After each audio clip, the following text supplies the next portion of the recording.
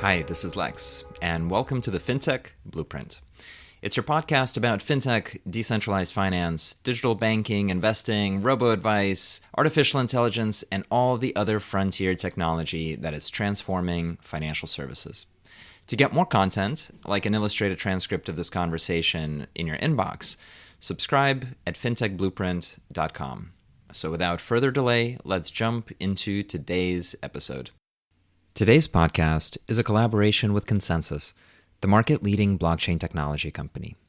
Given its core position in the Ethereum ecosystem, we're able to bring you the most captivating industry insiders, from technologists and entrepreneurs to designers and creatives from all around the world. So join us for inspiring conversations on the future of finance, crypto, and what is making up the new decentralized web. And with that, let's start the episode.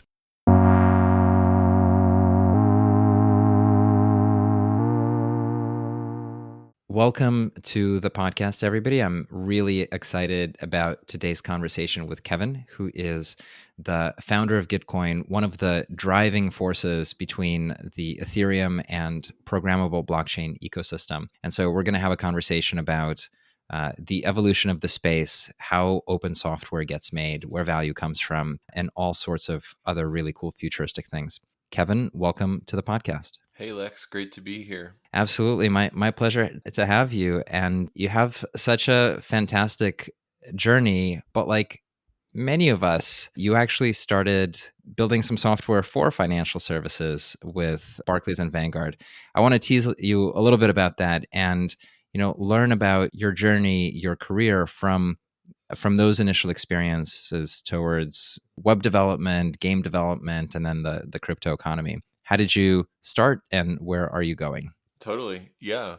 So I grew up in southeastern Pennsylvania and got my degree in computer science at University of Delaware. And Delaware is kind of a fintech powerhouse. This is back in 2006. So it's pre-blockchain. And the Career Services Center in Delaware just kind of ushered you into corporate America when you graduated. And so I thought that corporate America was basically the only career path when I graduated in 2006. This is before the startup boom of Facebook and Web2 and everything like that.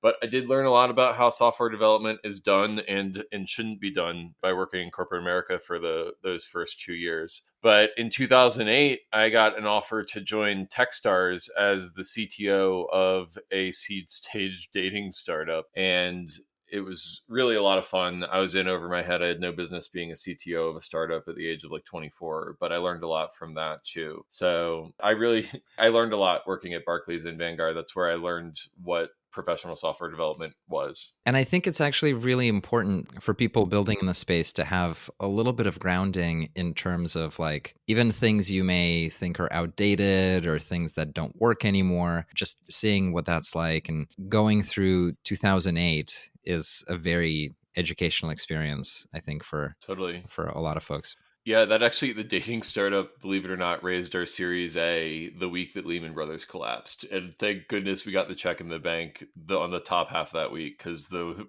financial world was turned upside down when Lehman Brothers collapsed and the housing market collapsed back in 2008. That's amazing. I feel like there are all these stories of companies that get started right when the markets fall apart, and those are the companies that persist. So how did that go? And I guess you're in a different part of the world now, so maybe that didn't get the outcome you expected, or how did that end up playing out? Totally. What's the cliche is that experience is the consolation prize that you get when you don't have a success, and that's what my first startup was. But I learned a lot about running a dev team. That was my first time having anyone report to me or being at any level of responsibility for people's careers and financial success. And like I said, I was 24 and I didn't really know what I was doing, and to be honest, neither did my co-founders in retrospect. And we almost made it, but we found product market fit and then we failed to monetize, and then it all just kind of fell apart. Well, actually, on my resume, it says that we were acquired, but the truth is that we were acqui-hired, and even that was generous. But it was a good learning experience, and it's the foundation for a lot of the stuff that I do at Gitcoin today. Is the lessons that I learned running that dating startup for 5 years. So that's a really interesting place actually to pull it apart, right? Because not knowing how to manage the dev team and then going through that experience and what I'm sure was trial by fire and starting to learn motivations and how people make choices that they make and what they want to work on and so on. Certainly, I'm sure connects to what you're doing now.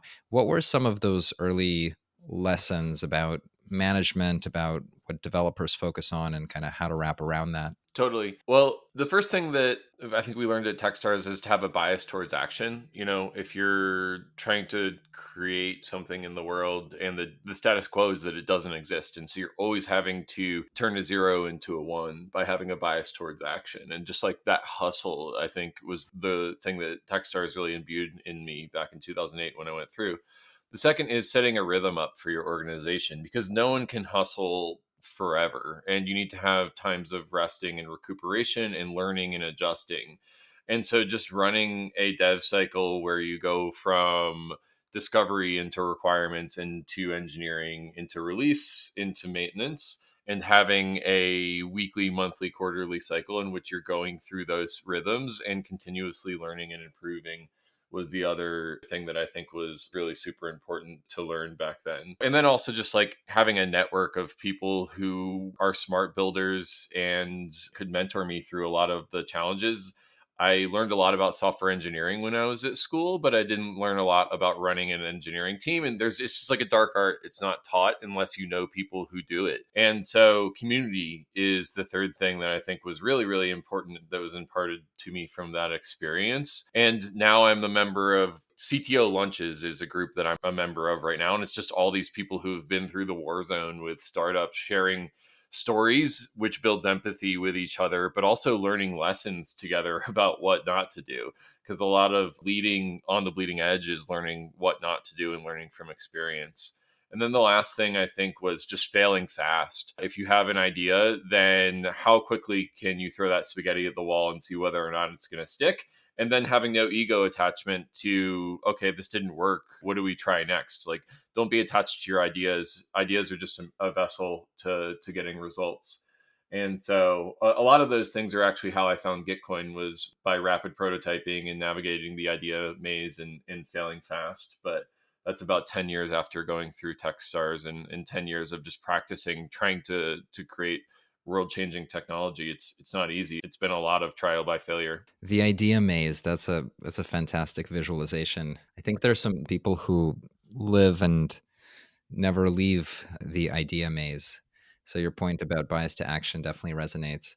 So you're like saying you've got to have these routines. You have to have a product development process. You need a cadence for releasing software. You need a set of hypotheses that you're trying to test. And if we jump forward 10 years, you have the open swirling chaos of the internet with, these enormous decentralized communities and wildly fluctuating crypto assets and cryptocurrencies and, the force that Gitcoin has become. Can you tell us a little bit about Gitcoin and what it does to get developers to build and to kind of power some of this stuff up? But also, that sounds really different from a product development process that's structured. So is there tension there as well? Totally. Oh, totally. So much tension.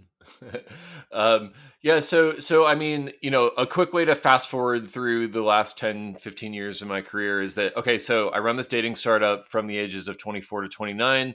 The startup implodes. I mean, we were acqui-hired.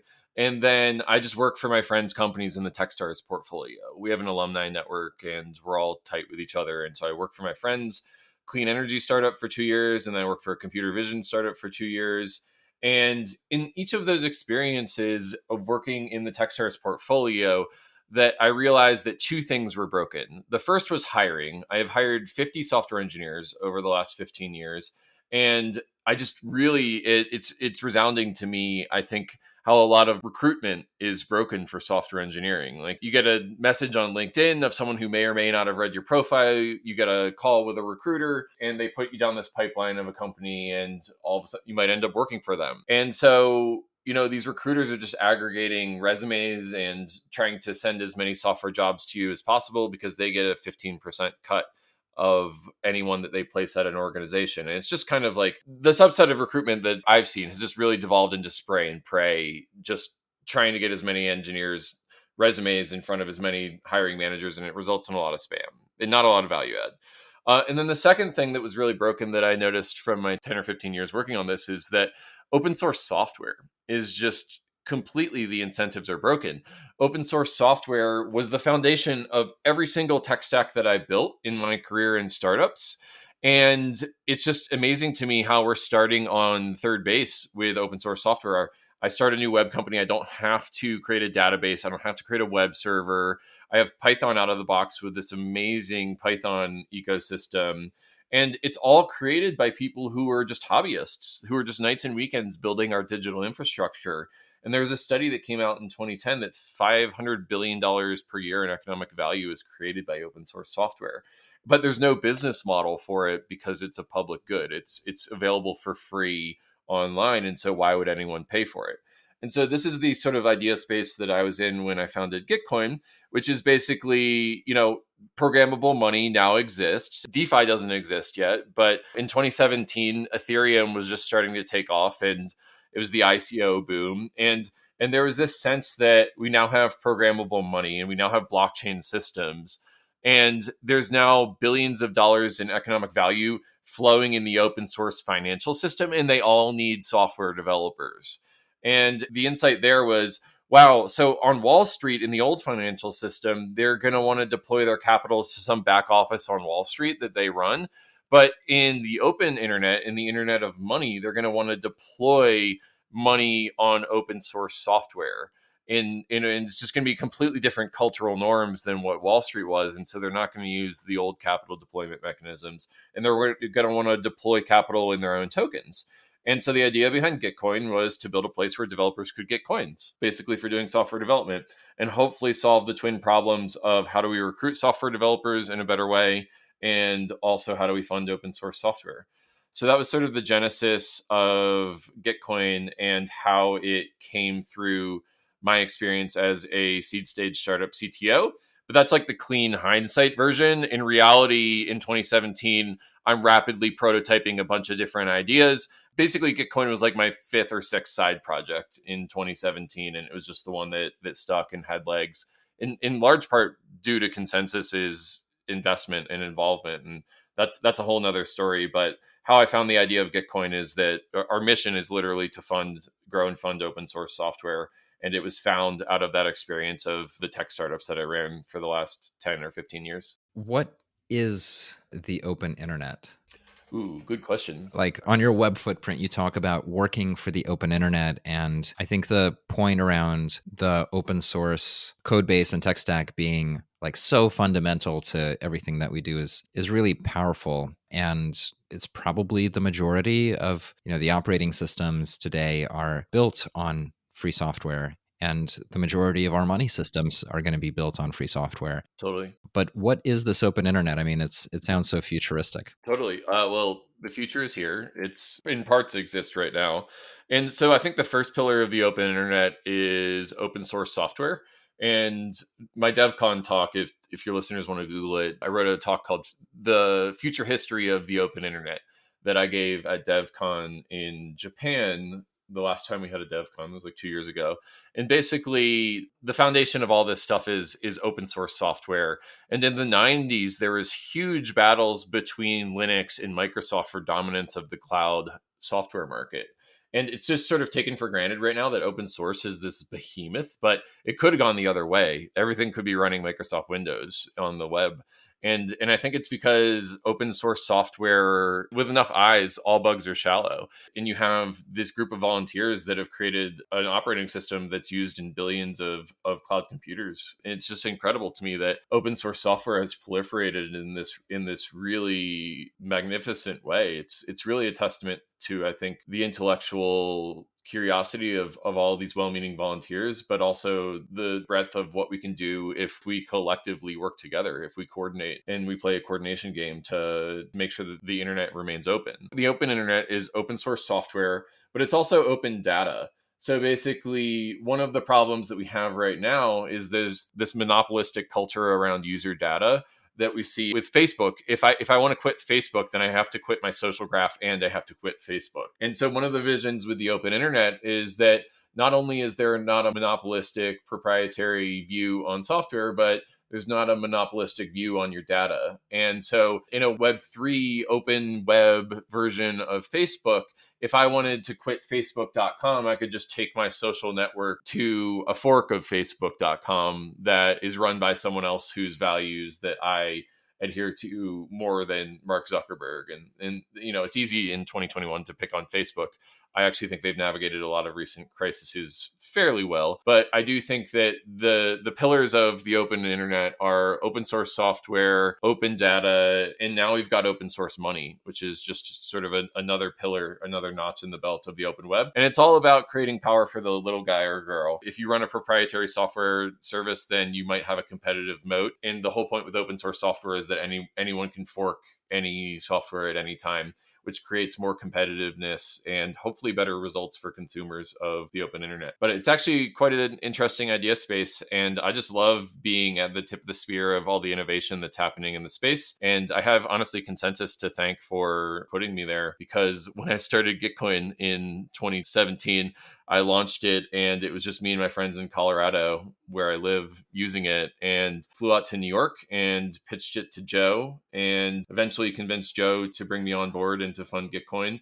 And we just had this like stepwise change where we went from like Kevin's software friends in Colorado using Gitcoin to like all of a sudden like MetaMask and Truffle and the Ethereum Foundation were using Gitcoin. So it's real fun to be at the tip of the sphere of open blockchains and trying to navigate the idea maze of open blockchains with Consensus and with our other friends in the ecosystem. Yeah, absolutely. The power of operating leverage that Consensus has and that Joe brings is pretty incredible. Totally. One thing that stuck with me from your language that I think is awesome is the idea of a shallow bug with enough eyes on it. And Yeah. I love that idea for financial problems. So if you have open programmable money that is essentially being battle tested by early stage risk capital, all the stuff that is boiling out as where the problem spaces where incentives fail, or where you can have certain exploits or certain design patterns create like weird recursive behavior and so on. All of that it's both the like making sure that there are no actual errors in the code, but then also doing all the hypothesis testing and sort of like chaos theory interaction between all these different protocols. And with 10 people, they won't find the problems. With 100 people, maybe you'll find some problems. With 100,000 people, you'll find a lot of problems. And then with 10 million, you'll probably find all the problems. Right. And so it's both the software development as well as like the socioeconomic design patterns that you're now getting out of DeFi that are really interesting. Yeah. I want to double click on the types of projects that, Gitcoin has funded. And so like Uniswap and 1inch and lots of others, and you've raised 20 million for builders through grants, and you have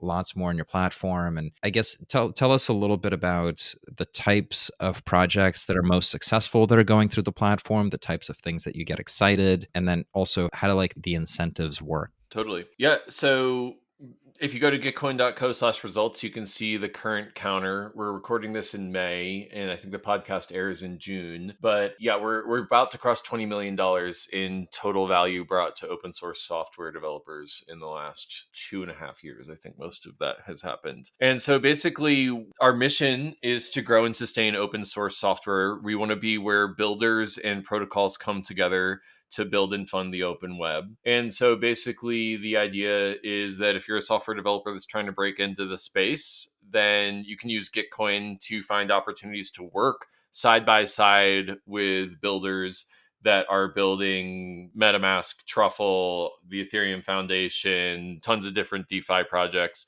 are all using Gitcoin. And so we run a series of virtual hackathons where 3 or 4 hackathons per month, these sponsors will post prizes, and it's typical, hey, build on top of our API and get some coins for doing it type stuff. And the nice thing about Gitcoin virtual hackathons is they're available from anywhere. You don't have to fly anywhere in order to participate. And so virtual hackathons is one mechanism through which we give software developers the opportunity to get coins. And then the other thing that we've been sort of become famous for over the last 2 years is this thing called Gitcoin grants, which is basically the opposite of hackathons. Hackathons are, if you do Y, I will give you Z coins. And in Gitcoin grants is more, I'm already doing Z and I would love it if you gave me coins for doing that. And so Gitcoin grants is basically a crowdfunding platform. As far as I know, it's the largest open source software crowdfunding platform out there.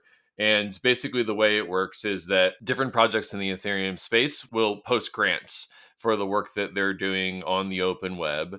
And once per quarter, we will raise a matching pool and we will deploy those funds contemporaneously side by side with the crowdfunding campaign. And so basically, it gives you an incentive to fund your favorite open source software projects because when you fund a project, and as you noted, like Uniswap is an alumni. So, like, if you're in the summer of 2019, it's the heart of the bear market. ETH is at like $100, and a lot of builders are just struggling to get by. And the great thing about Gitcoin is that you can get funded by the community of people who cares about you, and you can get a matching contribution to those crowdfunding campaigns from the matching pool, which is what is sort of the psychology of that match is what makes it go. I can donate $1 to my favorite project and it can be multiplied by 10 or even 50x by the matching pool, depending on how popular the project is. And that's the psychology that makes Gitcoin grants help us fund the open web alongside our community. And yeah, we partially fund ETH2 clients like Lighthouse and Nimbus. We've funded DeFi projects like Uniswap and 1inch Exchange and Yearn during the bear market, but they have since graduated and now are very successful on their own. And so Gitcoin grants is kind of a feeder for other grants programs at this point because it's where we discover the best projects early. And the reason that we can discover the best projects early on Gitcoin is that Gitcoin grants works by having your community fund you. It's not about whether or not some central grant administrator likes your project. It's about whether or not your peers like your project. And so that sort of like bottoms up approach to funding the open web, I think is very important because we want to optimize for the preferences of the poor and the many and not just for the rich and the few.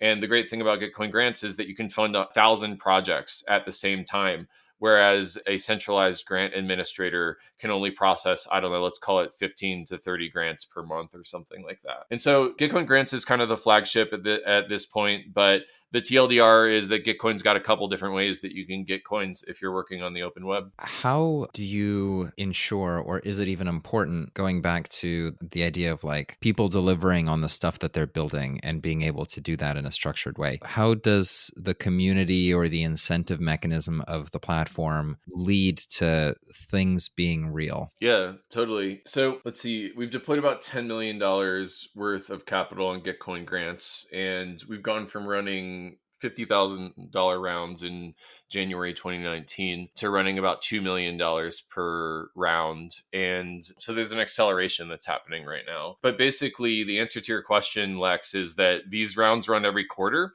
And the idea is that every quarter you're posting an update to your community about what you've gotten done in the last quarter. And so basically the approach that Gitcoin uses is to surface the information about what a project has been up to the market. And the market decides whether or not the project is worth funding or not. So the key thing here is that Kevin is running Gitcoin grants, which is a platform for hosting grants, but Kevin is not making a decision about which grants are good or not. The important thing is that we create a mechanism through which the market can express its preferences. And so, there's some product design decisions that go into that. Encouraging grants to post updates every quarter is a big part of what we do. And I think the key thing is that it should be up to the peers of these projects in the community, whether or not they get funded, not up to Kevin and not up to Gitcoin to decide who's doing good work. But yeah, so that's basically the ongoing funding mechanism is that Gitcoin grants is funded for several quarters ahead of time, and the community can expect that every quarter it's going to exist. And the big thing that we're trying to do is create a selling point where people can quit their jobs and just work on their DeFi startups. And the fact that Gitcoin grants is A, going to be there every quarter for the next several years, and B, happening on a regular schedule allows people to shift their behavior from working on their proprietary projects to hopefully working on the open web and having faith that they're going to get funded if they keep plowing time and resources into creating updates for their project. So that's how we approach that problem. I want to pull a little bit more on this idea of the decentralization aspect and the distributed nature of both the developers and the projects and the community and so on. And one of it's a question about token economics and mechanism design, but one of the innovations for blockchain networks and protocols that run on blockchain networks, or one of the challenges, one of the constraints for these networks has been that you really are interfacing with and dealing with large populations of people with lots of different incentives to do all sorts of different stuff. And in some sense, you have to create guardrails or economic incentives for them to do the type of thing that some particular network or protocol wants to optimize for. And so multiple different projects have gone through Gitcoin that have been really successful at designing token economics. And you as well have experimented with and put together different incentivization mechanisms, whether it's the grants and the bounties, or like the matching mechanisms or quadratic voting or things of that nature. Like, is crypto economics real? Or is it all sort of just like crypto voodoo? And then if it is real, what is real about it? What parts work? What parts don't work? What are your learnings about this? Really great questions. I think that the key thing that Gitcoin has done, and I've been really proud of this, is that we started by building a product in a community that hopefully people will love. And from 2017 to 2021, we had not released a token, and it's because we wanted to iterate quickly and we didn't know what it was yet. And so I think that there was this approach in 2017 where people were building the perfect, most immutable decentralized system, and it was like it made sense in a white paper that was 45 pages long that assumed rational economic actors, but people aren't rational economic actors. In 2017 there's this idea that if you take a person and you put it in a token, then you're going to get an action out, and people just don't work that way. People are emotional and irrational, and they spread memes, and so you have to hit them, I think, in a visceral way. And Gitcoin's whole approach has been, I mean, I think some crypto economics are real. I think some are voodoo, and you won't find out until you have a hypothesis, you do an experiment, and you get a result. And so you go through these iteration loops in which you're kind of like exploring this design space and trying to find the local maxima of whatever your idea is. And the really fun thing about Gitcoin has honestly been partnering with Vitalik in order to fund the Ethereum space, but we're kind of like his ride or die experiment on quadratic funding. And Vitalik and Glenn Weil and Zoe Hitzig are the brains behind quadratic funding, which is the formula through which the matching mechanism on Gitcoin grants is deployed. And I just got to say that I'm a somewhat talented storyteller and web engineer, but I am not a strong mechanism designer. I don't know much about economics. And what I do know, I've kind of learned through osmosis through this space. And so having Vitalik with the theory of quadratic funding, and we're just sort of like the vessel that makes it live. I like to say like Vitalik is the brain and I'm just sort of the open source hipster who's trying to make it cool. And that's been the real great partnership here, especially when you couple it into quarterly rounds where we can just A/B test ideas and results and figure out how to sort the real crypto economics from the voodoo. And there's been things that we've tried that haven't worked, and we've just been trying to fail fast and find those as fast as possible and double down on what has been working. So I would encourage anyone out there who's doing mechanism design to not just do design, but to figure out how you go into a hypothesis, experiment, result, learning loop, because that's been the most important thing about what we've done with quadratic funding, I think. That's super interesting. The modeling of a person to have a perfect utility function is definitely not something that stands the test of time. How do you not break something too much, but at the same time do experimentation on essentially a population of people or agents, right? Like, it's not like you're just changing price for the next customer, and if it's too expensive, then the next customer goes away and you just mark it down later. It's you've got a population of people that are engaging with you, and you're really, like, to go back to the earlier point of like an idea maze, you're changing the maze in which they're interacting. Like, how do you not break stuff too much? Yeah, it's a really great question. I mean, I think you have to understand how your system flows. And, I like that you use the example of an e-commerce site where you raise the price and maybe a customer goes away and you learn that and then you can change it. But so basically the way quadratic funding works, and if you want to see the math, you can go to WTFisQF.com, which is a little utility site that we made to explain quadratic funding in a minute or less. But basically, what it does is it optimizes the matching amount for the number of people who think a project is valuable, not for the dollar per dollar amount. So with traditional matching, if one project raises $10 from 10 contributors and the second project raises $10 from 10 contributors with one-to-one matching, they'll both get $10 in matching. But with quadratic funding, the way it works is that the projects that have the most identities associated with them contributing are the ones that are going to get the matching amount. And so it optimizes for the preferences of the poor and the many over the rich and the few. But what's really, I'm coming back to answering your question, but the thing about quadratic funding is that the more identities that you have contributing to a project, the higher the match multiple is. And this creates a self-reinforcing cycle through which if a project is popular, then my $1 contribution will be worth $100 in matching or $150 in matching. And the higher that matching multiple gets, there's this runaway effect where you have more and more of an incentive to contribute to the project.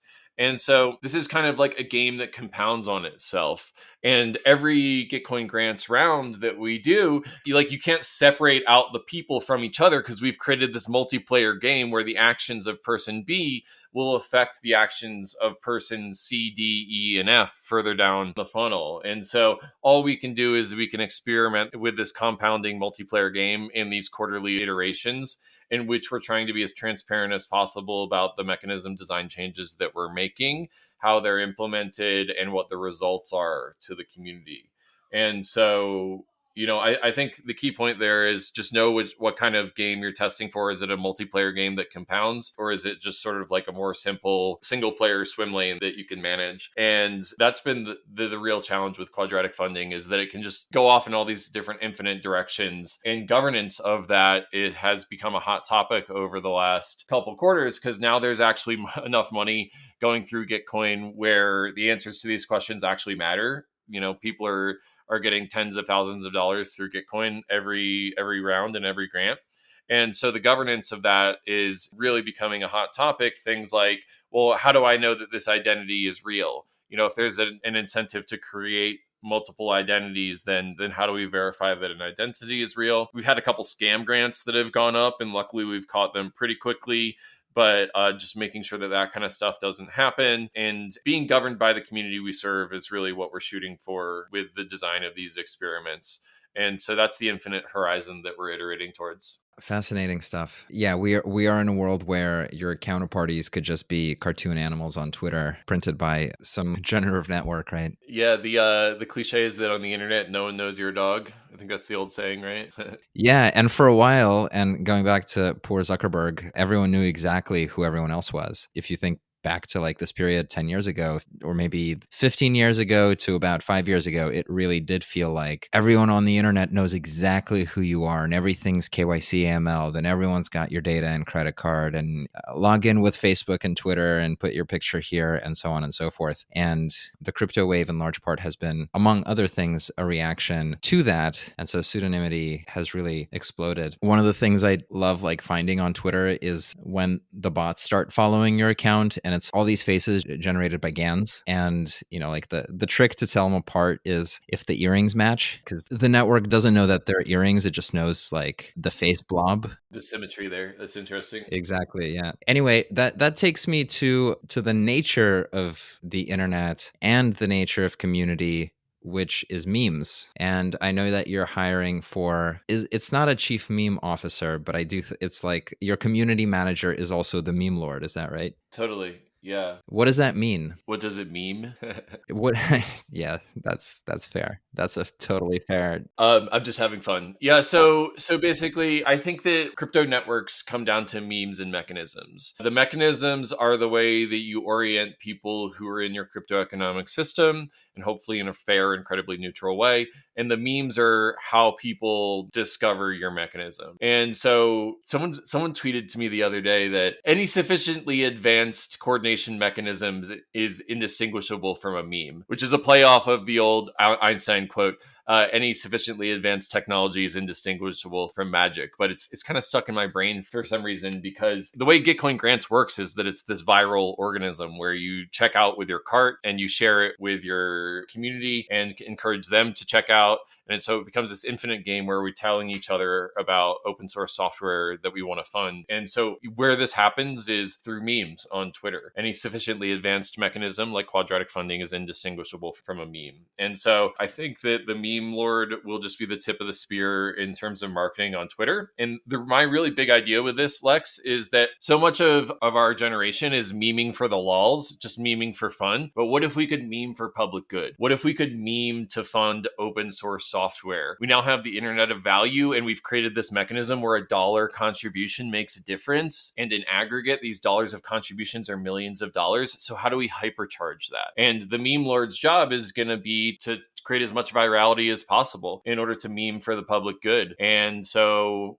our big idea is to create a sufficiently advanced coordination mechanism. And to the average person, it'll be indistinguishable from a meme. But hopefully we'll continue to see Gitcoin grants grow 30% every round over round, because the idea of funding each other and working for each other instead of a large corporation by using these credibly neutral funding mechanisms, I think is really huge. And there's a lot of potential there. And so we're just trying to accelerate it. And that's why we're hiring a meme lord right now. Although I should say that by the time this airs, we'll probably have hired someone, because we've gotten maybe 50 applications in the last 24 hours. There's a lot of people out there who are memeing for the lols and want to meme for something greater, I think. How are you going to evaluate the skill set of these 50 people? Oh, that's a great question. And I'm so happy to say that that's not my problem. Our director of marketing is going to figure that one out. So I do want to kind of double click on this one more time, just because there's something being exposed about the nature of the world. And it sounds sort of like very haughty, but to associate that with sort of like 4chan culture. But like there is something deeper there, in that within human nature and within our DNA is, because we are social animals, stories are really important, and stories create empathy, and stories are the wrapper for information and ideas, and then they spread and stick like viruses, right? So I think it's Harari that talks about the superpower of humanity, where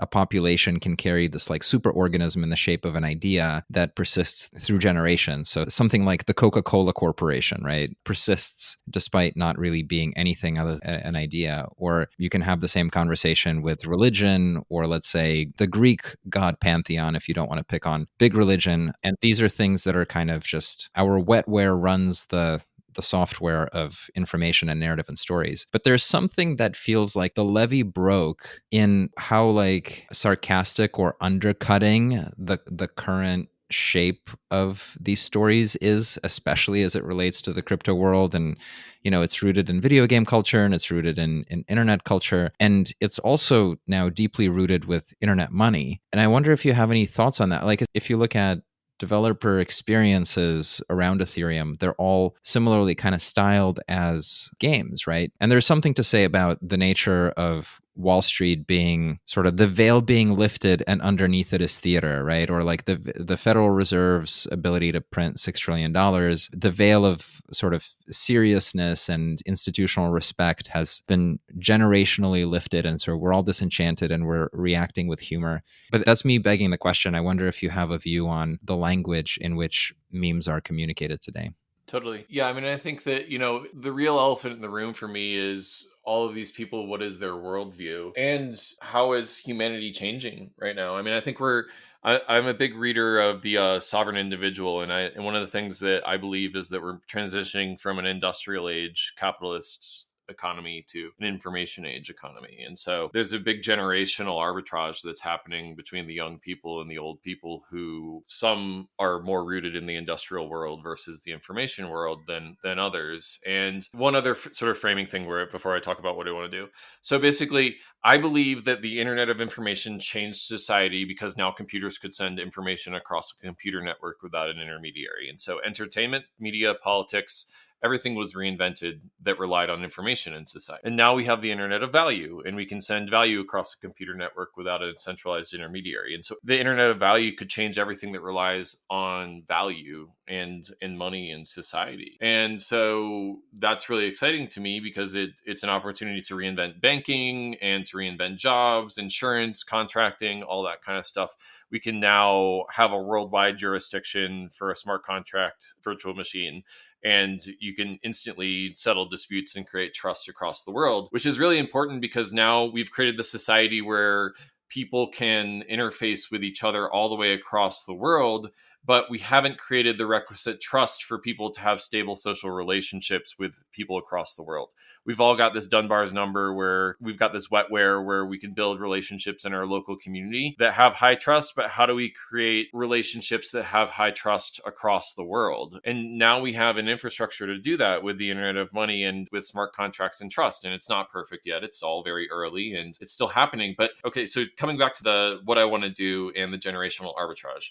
I see so much cynicism in the younger generation because they know that the institutions that they inherited are crumbling and not working anymore. And I see this sarcastic, nihilistic culture on Twitter. And the thing that I want to meme into existence, if we meme it, they will come. I want these degens to know that we can build regenerative finance, not just degen finance. We can build new institutions that support our public goods in an information age, bleeding edge way. And it's not just all for the lulz. DeFi doesn't have to just be a casino. It can be a regenerative financial system that's based purely in the Ethereum space. And the way that we do that is that we build these multiplayer games where we're supporting each other with peer-to-peer money and with peer-to-peer finance.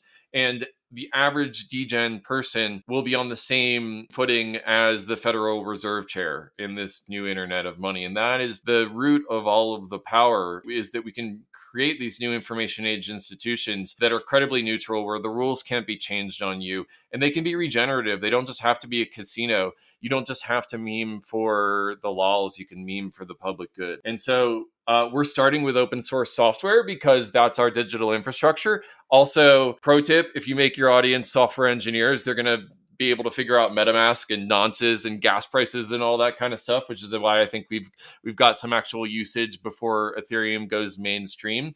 But we're also starting because we want to show people that we can use programmable money to support public goods. We now have programmable money and we can program our values into our money, and we value public goods and open source software. So we're going to support open source software with the Internet of Money. And so it is not hopeless. This nihilistic, cynical, undercutting culture is, I think it will be on the margins, and it will not be the primary mechanism of culture if we provide people the mechanisms and the institutions in order to support public goods. And that's the end game with Gitcoin, basically. So I don't know if I answered your question. I think I just went on like a 3-minute rant, but that's how I think about those things.